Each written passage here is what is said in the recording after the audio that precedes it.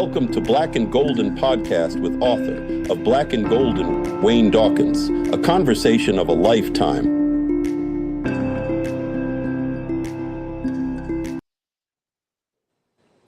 Welcome to the first of 4 conversations about Black and Golden, 50 years of the National Association of Black Journalists. I'm Wayne Dawkins, editorial director of the new book. Joining me are co-authors CHERYL DEVALL and Douglas LYONS.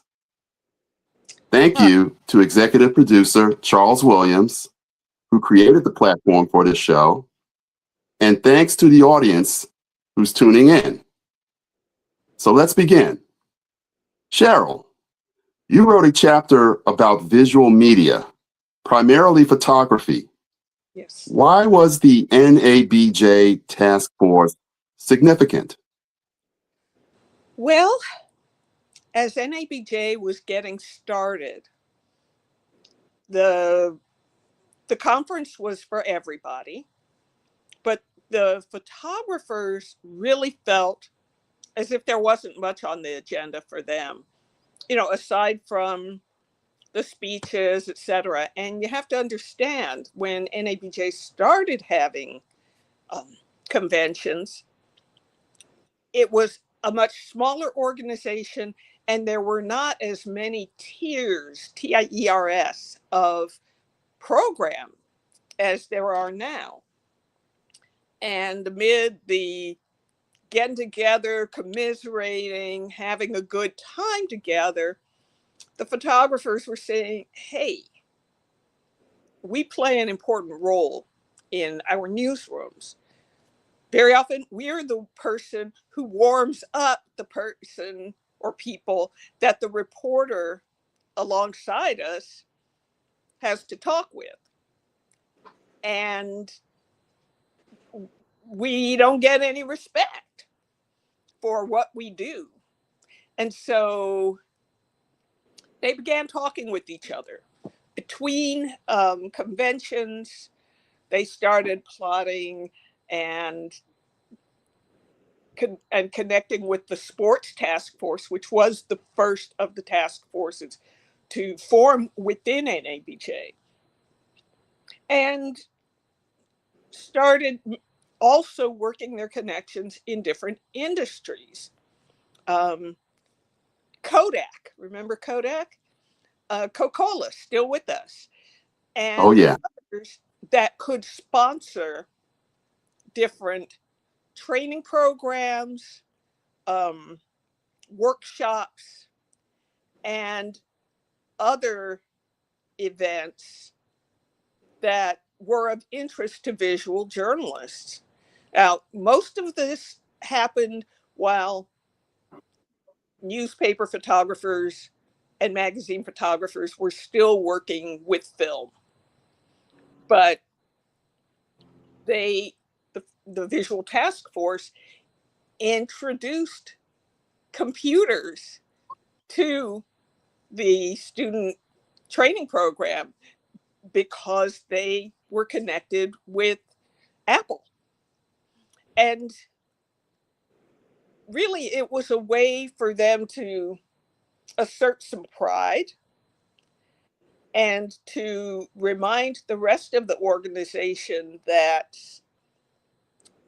they really play an important role day in and day out in the way stories get told.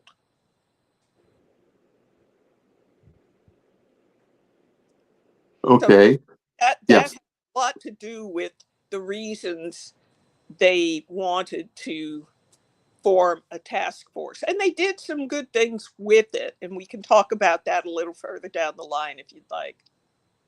Okay.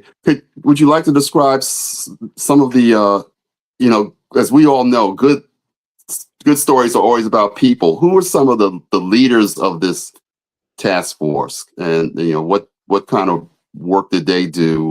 Where were they based? Or just, who were maybe some of the standout leaders of the Visual Task Force? Well, one of them, whom I was really happy to reconnect with, was Bob Black.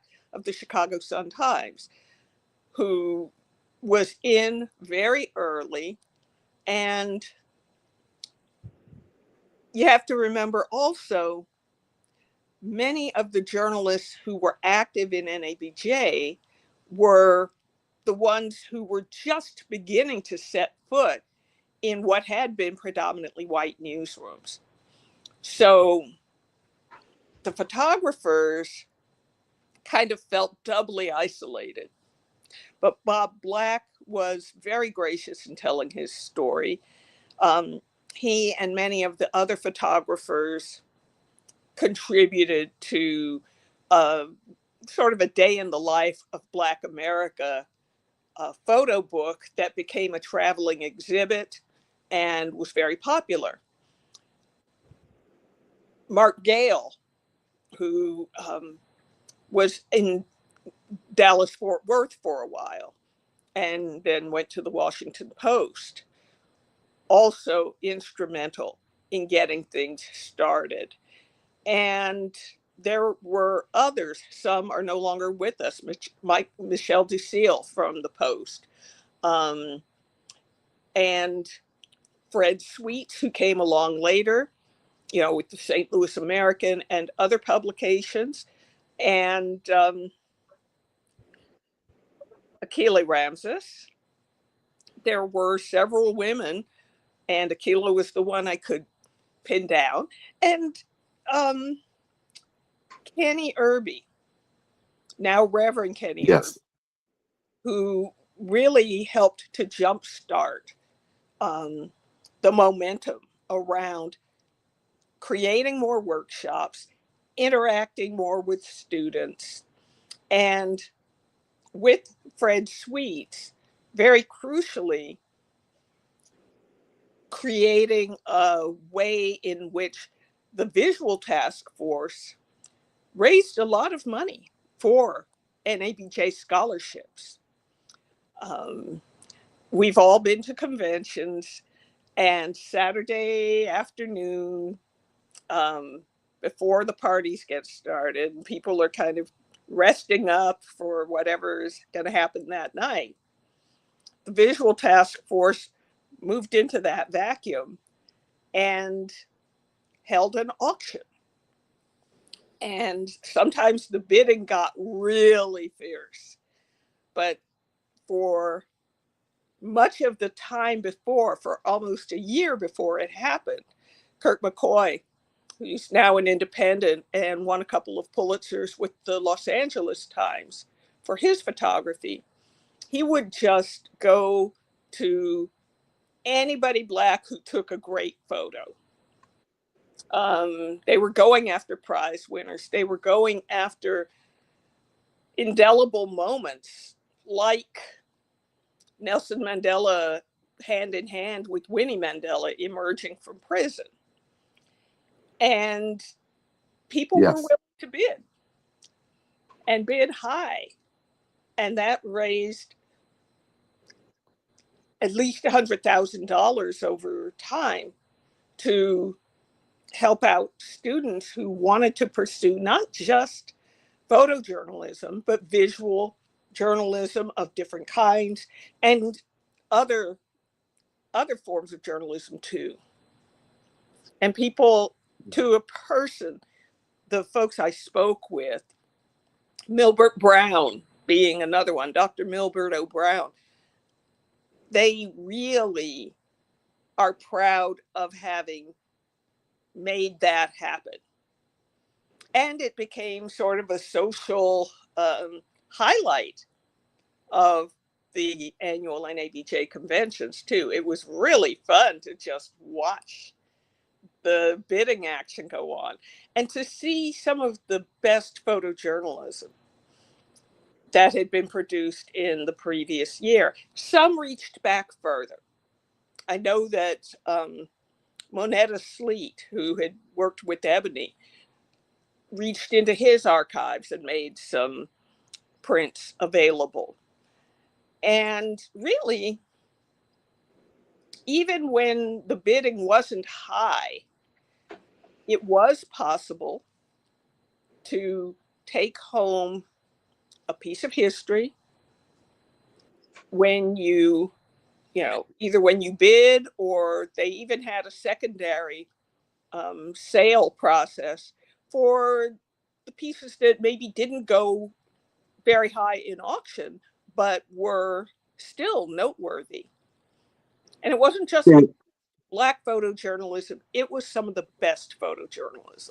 Yeah. If I can interject, so could you give us an idea of what might be a bargain price or what might be a high-end price to just kind of illustrate just how I've heard the bidding could get pretty fierce. And I mean, we're talking about large, like framed painting size photos. But give us a range about how much people were willing to go, or maybe some folks got steals of the century. I believe the Nelson and Winnie photo went for $25K. Oh, And wow. a record.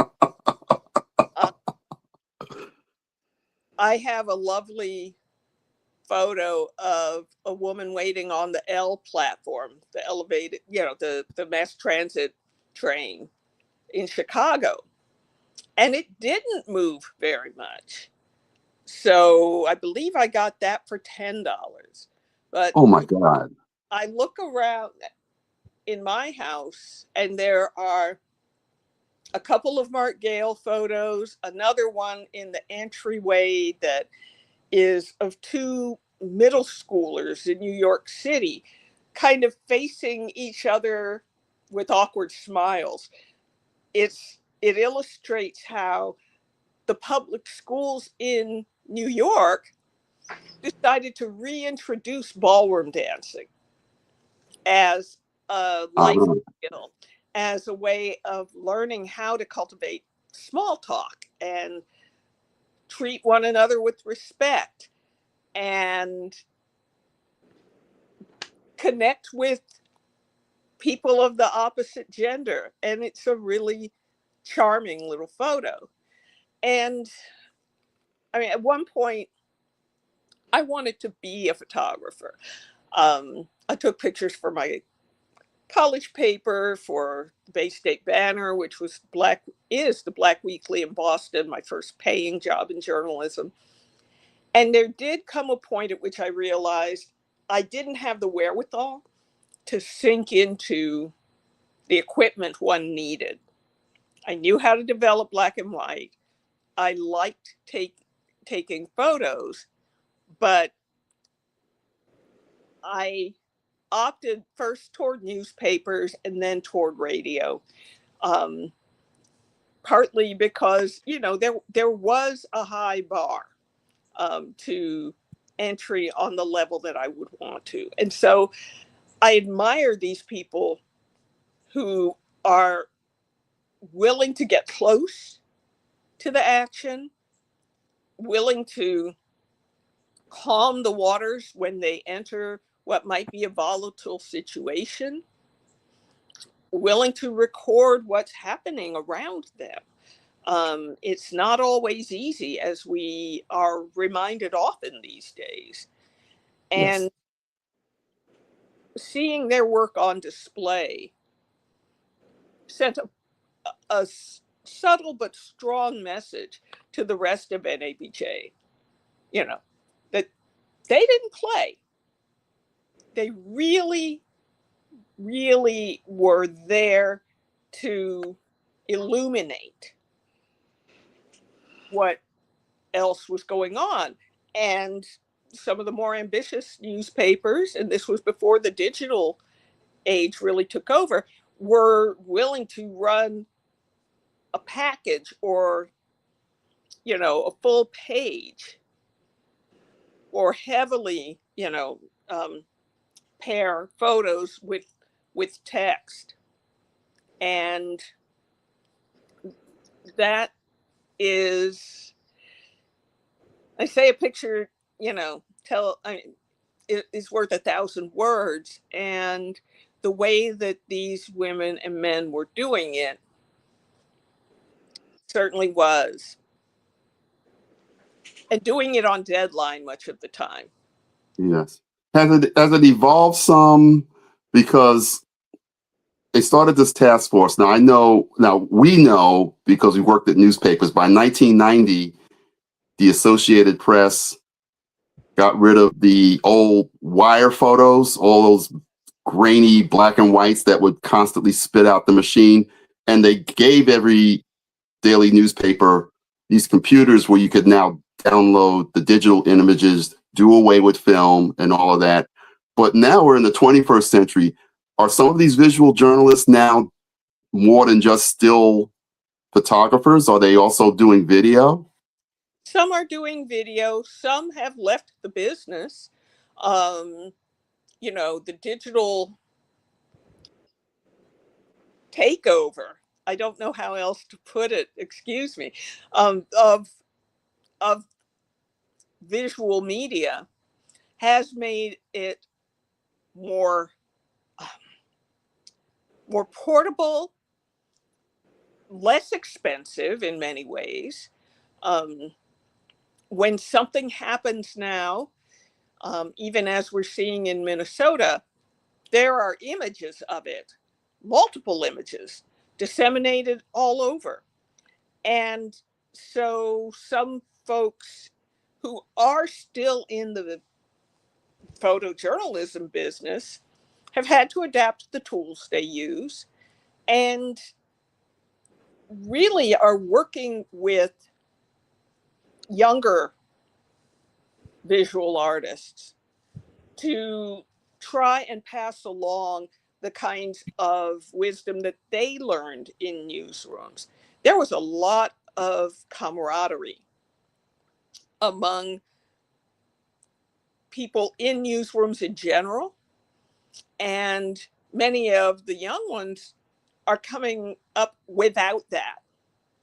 And Yeah. so one other element of what the visual task force did was open take out a suite at the different conventions, just so people could come and hang out and have their work critiqued if they wanted, or talk with these really top-notch photographers and in a relaxed setting. And the people who still care about the medium are going out of their way to keep making those connections, even if they're not working full time as photographers anymore. Okay. Oh, well, great. Thank you, Cheryl. Let's pivot now, and we'll come back to you, of course. So, Douglas, Yes. about 20 years into NABJ's growth, a number of its members evolved from journalists to authors, and you wrote a chapter about that trend. Please elaborate. How did it get started? Well, back in the 1990s, the early part of the 1990s, the book publishing industry made a startling discovery. They realized that Black authors could actually sell books and make them money in what was perceived and is still pretty much a largely white audience. Ironically, it was an NABJ member who wrote one of those books that turned heads. His name was Nathan McCall, and the name of the book was Makes Me Wanna Holler. It was a big hit, and the industry realized, oh my God, we need to find more Black authors. Well, fortunately, NABJ was on point and smart enough to realize this trend. And in 1994 at the Atlanta convention, they had a panel discussion called Journalists in Another Genre, Books, Books, Books. And what that panel started was an enduring part of the NABJ convention in the author showcase. As the original, the original leader of that effort back in 1994 said, journalists know how to write. I mean, you would think that's obvious, but she had to say it. Journalists know how to write, and no other conferences offered that. So we, being NABJ, ended up being the go-to place for the industry. So over the years, the author showcase has grown, it's evolved. It started strong, but it is an enduring part of the convention and a very popular part of the convention, all the while benefiting the organization, Black journalists, and of course the publishing industry. Okay, so someone had to get that started. Who started coordinating this gathering of authors? Well, the first person who had that responsibility was a woman out of Philadelphia. Well, she lives in Philadelphia, but she travels all over the world. But Vanessa Lloyd Gambati, she some people may know her as she is the driving force behind the children's book fair in Philadelphia, the Black Children's Book Fair in Philadelphia.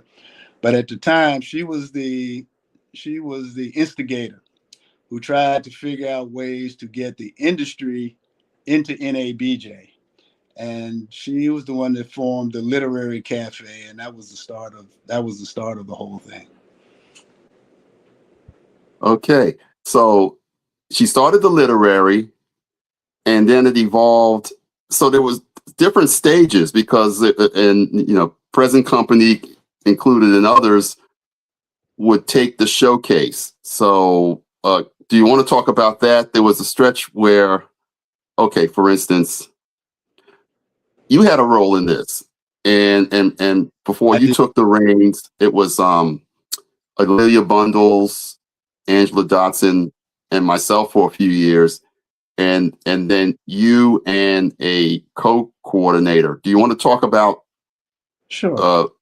that and some of the characters, because these authors become characters. I'm speaking for myself. I have very pleasant memories and a couple of memories that weren't so pleasant. But anyway, as you can imagine, running a program like this, it takes time, it takes effort, and as much as we'd like to think that people can lead programs like this over a long period of time, there comes a point where change is necessary. And I think it was back in 2011, I got a phone call from a fellow NABJ member who happens to be on this call, who asked me to consider running the showcase. And I was very fortunate because I started in 2011 at the Philadelphia convention. And that was also the time when it seemed like every Black journalist under the sun had a book out. We put together a panel that had the likes of Eugene Robinson at the Washington Post, Soledad O'Brien when she was at CNN, Don Lemon. Trying to think who else was on that panel.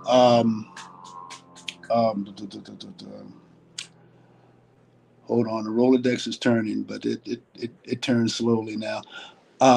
It was a mega panel, to the point where NABJ hurriedly had to move the panel from a smaller room into a bigger ballroom. There were about 300 people in the audience with these 7 big name authors who were selling the books. I believe the panel's name was "When Media Becomes a Memoir," because they're all memoirs, and that was the beauty of it. All these books were basically memoirs, telling the life stories of these prominent Black journalists. We sold a lot of books. Everybody was happy, except for one journalist who, in hindsight, maybe I should have put her on that panel, but I didn't. Carol Simpson, kind of became a bane of my existence at that convention because, as prominent a journalist as she is, she wrote a book that was self-published. And at the time, we had a separate panel for authors who were self-published their work. And I, at the time, thought, well, she's a big name journalist. She would help out. bolster this panel. To my surprise, she was a little upset that she was not on the bigger panel that got so much attention and play. So I heard about that throughout the convention.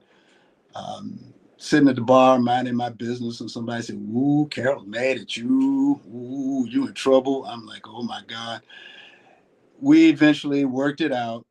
I guess she won't roll her eyes if we ever meet again, but keep in mind, yes, it was a self-published book, and there's a certain, for some people, stigma to that. But it was a very good book. It was a It was very explosive. well-written book. It was a very good book. I mean, I'm surprised that a publishing house did not take it. I mean, it was that good. And the fact that she had to self-publish it, and I don't know, maybe there are some advantages of self-publishing, and particularly in this day and age with the digital stuff, there are plenty of advantages of self-publishing versus trying to get a publishing house to publish your work. But back then, that book should have been published by a major publishing house, and if that had happened, she would have been on that panel, on that blockbuster panel, and there wouldn't have been any controversy. But you live and learn. And that was my first year. Authors like journalists, well, we got egos. I mean, we have feelings. We want attention. So that was a live and learn situation. But there were other memories that I had in my 4 years. I did 4 years, and by the end of the fourth year, I had enough, and it was time to pass the baton on. So, and saying that, Doug. So yes, there's the authors, of course, because their name is on the books and prominent and everything. But you have to work with other people. You have to work with publicists, bookers, literary agents, and so forth. The booksellers themselves. Yeah. NABJ. Anything that I was going to say, NABJ prided itself on making sure that at every author showcase that we had a Black bookseller. Now we tried, and for the most part, we were successful. We had one patch where we had to go to Barnes and Noble to use them to sell our books, but from the early days, was it the Shrine of the Black Madonna had a publishing house, and they were a bookseller, so they helped us out. We had other Black booksellers, one in Orlando and I think another one in Boston, right, who came in, and they said, I mean, look, Black is in the title of our organization, so we had to look out. We just felt that was important. And as far as the other thing that helped the showcase, and again, thanks to my predecessor, we had contacts with the publishing industry, and at the time and I think there still are, but at the time there were a few Black editors in these publishing houses that worked with us. We've got Dawn Davis was one who helped get us Isabel Wilkerson, who wrote The Warmth of Other Suns, one of the best-selling books and one of the best books I've ever read. We also had, oh my God, the Rolodex, forgive me. Come on. Her name will come to me, but she's going to kill me. But she also... While you're thinking, one of the authors I remembered was Kareem Abdul-Jabbar is an author, and a very good one. And just seeing him up close is just an amazing sight. All 7'4" of him, but he wasn't there to talk basketball. He was there as an author with a good story to tell. Well, so you never know who would turn up at these showcases. Yeah, no, that Kareem was before my time, but I can imagine that he held his audience and sold many books during the convention. We had quite a few writers, many of them Black journalists, but many who were outside of the profession. I remember we had an inspiration panel with Bishop T.D. Jakes, and Yes. I was really proud of the I say the secular author, a woman named Mary D. And then for those folk who know something about Chicago, she was a popular anchor woman who was shot in the head and survived. And she wrote about her life story, including that shooting. I mean, that really stunned the city. But her memoir, I mean, and the way she told her story, I think she sold as many books, if not more, than T.D. Jakes because of the way she told her story. Yes. So we just have had so many amazing moments. I know that when I had a short stint, a kind of a comeback stint, one of the authors is now a regular on CNN. She has her own show. And that was a matter of working with her booker, who was very professional and was able to get her into the showcase. And her name escapes me right now, but she's a former federal prosecutor, turned now kind of sometimes anchor, but she anchors her own show on CNN. And that book that she wrote at that time got her in the game. It was also the year a former CBS correspondent had a book about, I think it was called Black and Blue. It was about the whole situation with policing. So these types of topics are a draw. And would you want to say anything about the transition? The latest kind of turn in this showcase was when Alexis Yancey took it, and because of her background in television, she now the authors are interviewed and they're videotaped. I'll add to that. She was upset with how. Well, you're telling she was a bit upset with. You're going to tell the story, so I'll just sit and listen here while you. Okay. Well, okay. This was when we were in Washington in 2016, and first of all, we had a problem. We were not in a convention center, so the bookseller was placed in the back of the hotel space. You would have to walk a long distance because usually the bookseller is right in the back of the room. So people are so excited about presentations, they're going to immediately go up and buy and sign and engage. Well, this wasn't the case. And she had a book out. She did not like how it was organized. So, she said, I have a better idea. And that's when she took it for a few years. And now she put her TV production skills to work and made sure the authors were paired with an interviewer, and at least the showcase, like kind of highlight showcase authors. And this was videotaped, and she did it for about 4 or 5 years. And now Bonnie Newman Davis, one of our co-writers of Black and Golden, just took over the showcase. Well, I don't know what more I can add to that. I can tell you that one of the problems that I experienced when I was running the showcase, and it was a problem that Alexis resolved. I mean, she solved it by using video equipment and using her experience in television to interview authors. When I was doing it, when I was running it, we pretty much relied on panels. We tried to come up with topical books that fit to make a panel discussion. And for those authors who did not fit or did not make it to a panel, they got a chance to sell their books at the bookstore. And it got derisively called sitting at the kids' table, because in a way, that's what it was. They would get a half an hour to sit at the bookstore and hope that an audience would come and sign their books.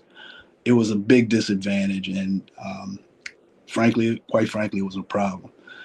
And Alexis walked into that when she wrote her memoir and found herself at the kids' table. She did not Yes. like it, and but that, like I said earlier, the author showcase is an evolving thing, and Alexis was part of that, that evolvement and redesigning the format so that authors had an equal footing in promoting their work. Okay. Well, thank you, Doug. So I'd like to try this. Well, just a little bit of crosstalk. Do you have a question for CHERYL about anything about the visual task force, or vice versa? If CHERYL, if you have a question for Doug about what he experienced with the authors, I think this would be the time. But if there's some people on the line waiting, I guess we'll be queued and we can let them into the room.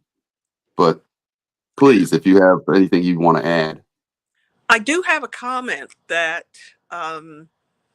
encompasses both the areas that we've been talking about. Unlike any other journalism gathering that I'm familiar with, NABJ was really, and continues to be comprehensive. It's not just the TV people. It's not just the national TV people. It's not just the students. It's not just yes, there are still newspaper, people or magazine people. It's where everyone can mix it up and learn from each other. I know the visual task force people always kept their events open to whoever wanted to show up. And it's exhilarating and has become more so over the years when you find out, oh my gosh, this is what so and so or thus and such an organization is doing. And I mean, Doug, am I off base here, or No. are Oh, no. you?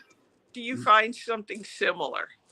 No, you're not off base. And I would say that, just to add to what you said, one thing that NABJ has done successfully is to keep up with the times. I remember the days when the organization was primarily more of a writers organization. I mean, you had reporters at daily newspapers and the major magazines. I mean, who remembers Newsweek now? I mean, the technology has just changed so much, and NABJ has always found a way to keep up and to actually show its members that these are the new trends that you have to incorporate into your job if you want to remain a journalist. So yes, I agree with you, CHERYL, that it has been an engaging effort, and kudos to the organization for keeping up with the technology, because any journalist will tell you things have changed in the last few years, and they're expected to change. Change is the one constant that we all face. Okay. Well, what I'll add, and it looks like there may be some people in the chat. I guess we'll be queued if in fact they are, if they want to make a comment or ask a question. But I'll say this about change. That was a driving force for Black and Golden, because we looked up and we saw we were 15 months away from the organization turning 50 years old. And it was time to do a third book, a trilogy book. And that was the inspiration for Black and Golden. So you're on the air with me, but you're 2 of 9 co-writers. And I often tell people that this book, which is 408 pages deep, is actually 2 books in one.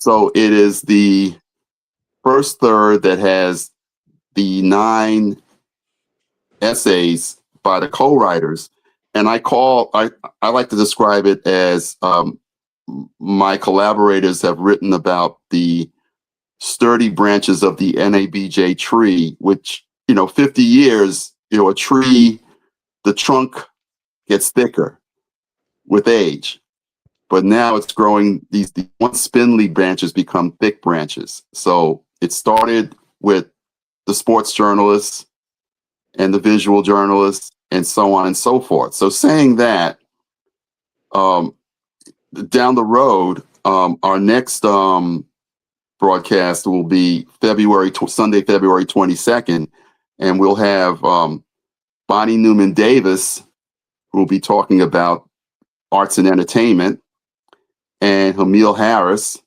who will talk about sports.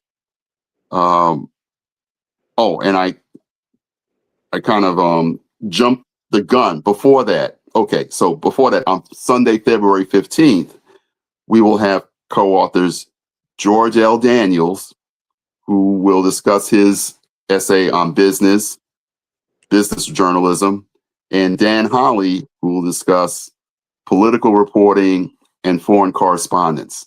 Yes, we have some top foreign correspondents. So that will be the 15th. And yes, February 22nd is Bonnie Newman Davis and Hamil Harris. And then closing us out on March 1st, we will have Gail Pollard Terry, who wrote about our members who are in the public relations and related fields. Now, I'll say this about hers. Her essay was nearly twice the estimated length. She was a bit worried about that, but I said it's okay because public relations professionals were the hardest group to include, because at the founding of NABJ, there was so much pressure to say, okay, this is an association of full-time professionals who gather the news and report the news. And we want to include you media-related people, but in December of 1975, they hadn't figured it out yet, and it was going to take a while. So yes, there were some bruised feelings, but it finally took. But that story needed a little bit more space to explain. So that was fine. And then we have joining Gail Pollard on March 1st will be Ingrid Sturgis, who wrote the essay about technology. And wow, aren't we technological in the 21st century?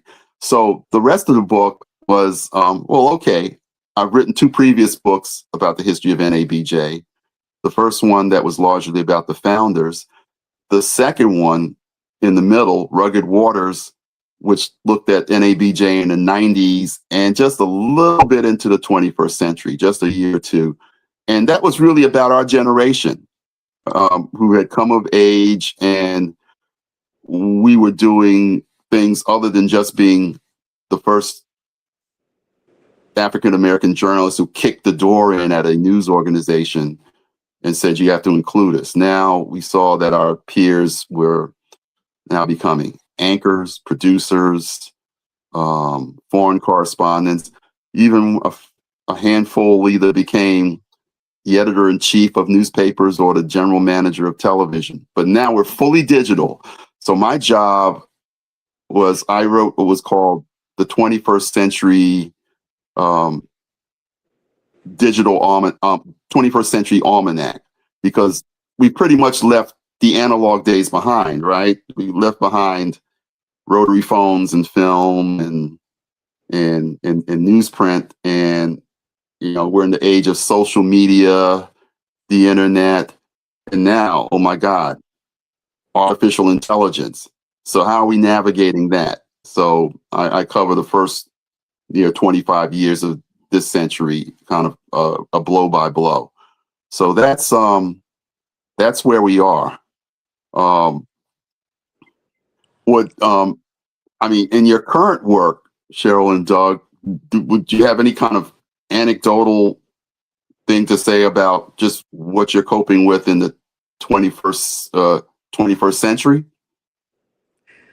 Well, in Lafayette, Louisiana, at KRVS, a public radio station affiliated with NPR,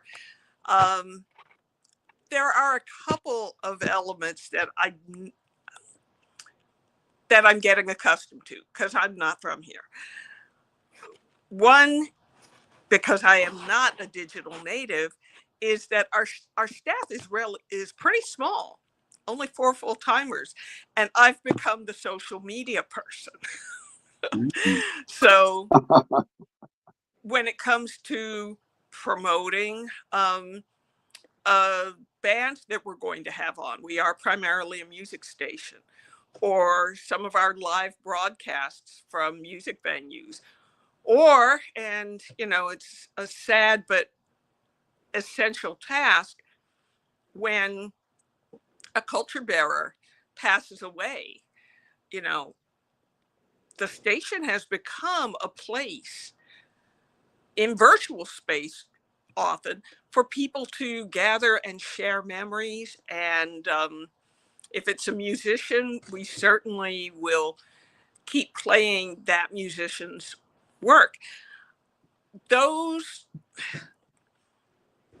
was not part of the journalism I came up in.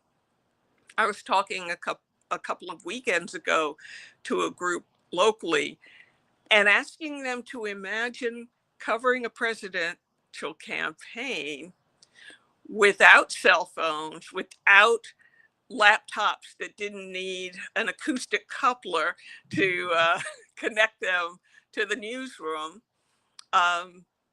without digital camera, without email. And that was the Jesse Jackson bus in 1988.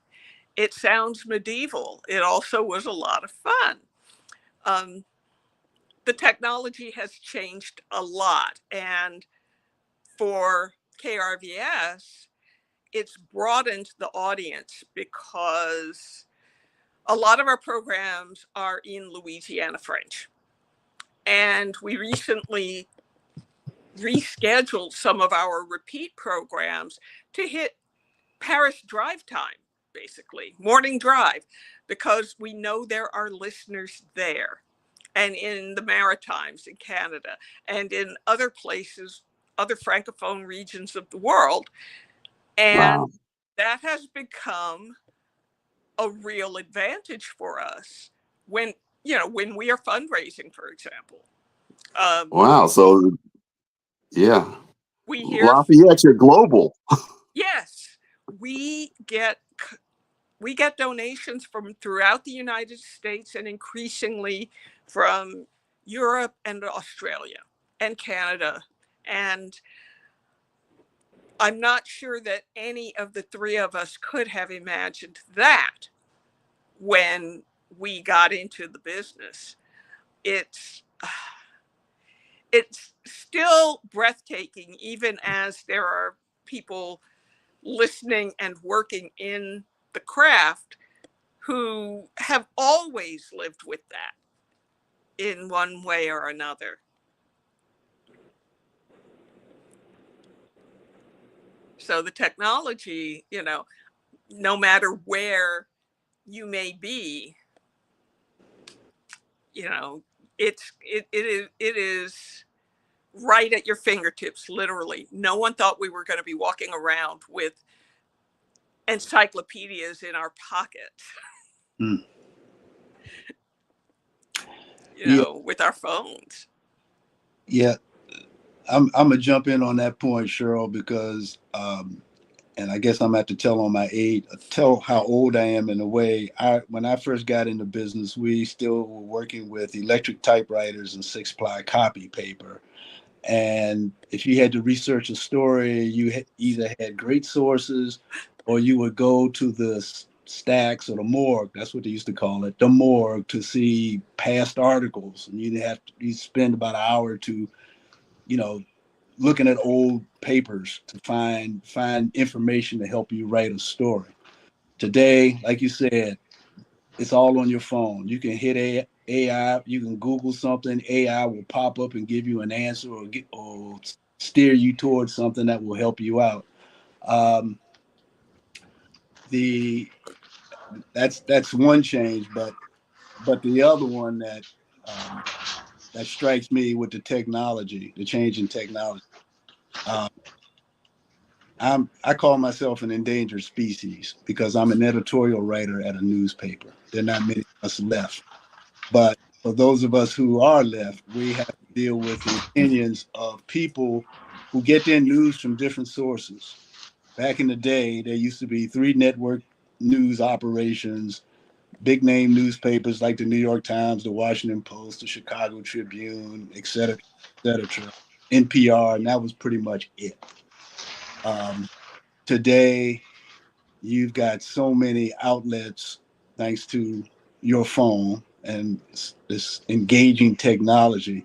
I often find myself not arguing, but talking with people who are in their own world because they get their news from a particular source, and it's almost like they're on Earth 2 as opposed to being on Earth 1. And that has a lot to do with the changing technology because there's so many outlets now. And so that's my technology spiel, and I'll turn it over to Wayne.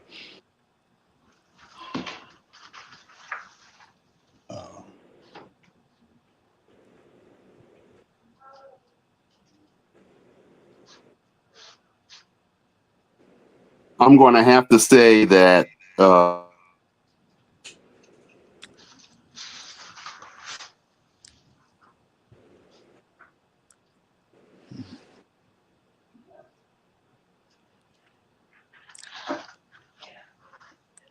And technology can Yeah, hiccup too. yeah, because I think Wayne still with us, Cheryl?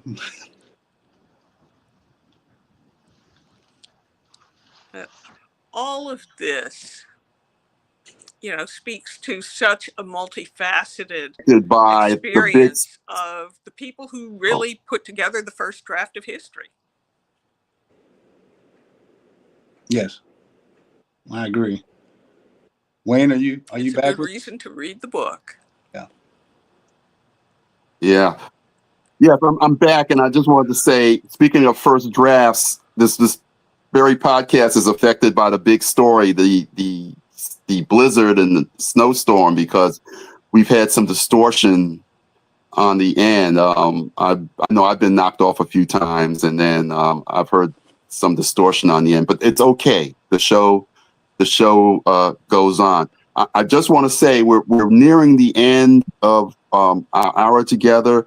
I just want to make sure that the viewers know that the book Black and Golden, 50 Years of the National Association of Black Journalists, can be purchased at Amazon.com, or you can visit augustpress.biz, and you can purchase from that site. You can also purchase other August Press titles that include the NABJ Story, Rugged Waters, and other books. augustpress.biz or Amazon.com. So we're getting close to the end. Do any of you want to just make any closing observations?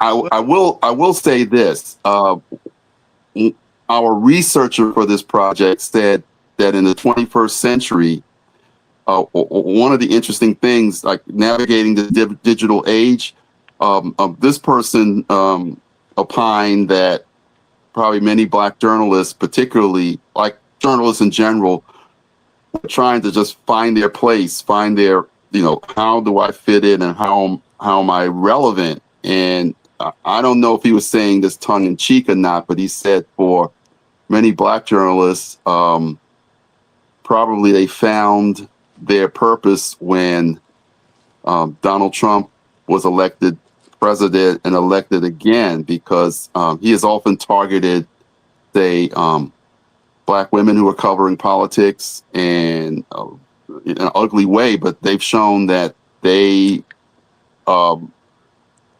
tough. They hold him and other political figures accountable, and then now they perform on the world stage. I'll name them. People like Abby Phillip of CNN, Yamiche Alcindor of NBC, who was an NABJ baby, and April Ryan, who works for American Urban Radio, which was basically covering Capitol News for the Black press. And there are others. So, there's that. But if any of you want to just have some closing words as we are just a couple minutes from the end, please, I offer you the floor. I would just say that journalism remains important and it needs to be supported. If video is your thing, please support those operations that produce news videos, whether they be newspapers, whether it be NPR stations, whether it be your local network, your local television news. It's an important part of democracy, and for Black people in particular, we have got to be knowledgeable, and so it's up to us to kind of, not only as a Black professional journalist, but to work within the Black community to make sure that we understand, and get our All story. I will add is that I'm very proud to have made a living as a journalist for so long, and it's a real pleasure and a lot of fun to have traveled that path with each of you, Doug and Wayne. And the stories in Black and Golden they really span a pretty broad arc of what our experience has been. And I think for a general readership can help people better understand just what might have been going on behind the scenes, I guess. No one has yet made the news, the equivalent of the newsroom, about the kinds of day in and day out drama that some of us, and laughs that some of us have dealt with. But a lot of that backstory is in this volume, and I'm really pleased that you asked me to contribute. Thank you. Ditto. Okay. So thank you, CHERYL DEVALL and Doug Lyons. This is Wayne Dawkins. We're signing off. Until next time. See you on February 15th. And good night to all. Thank you. Mm-hmm.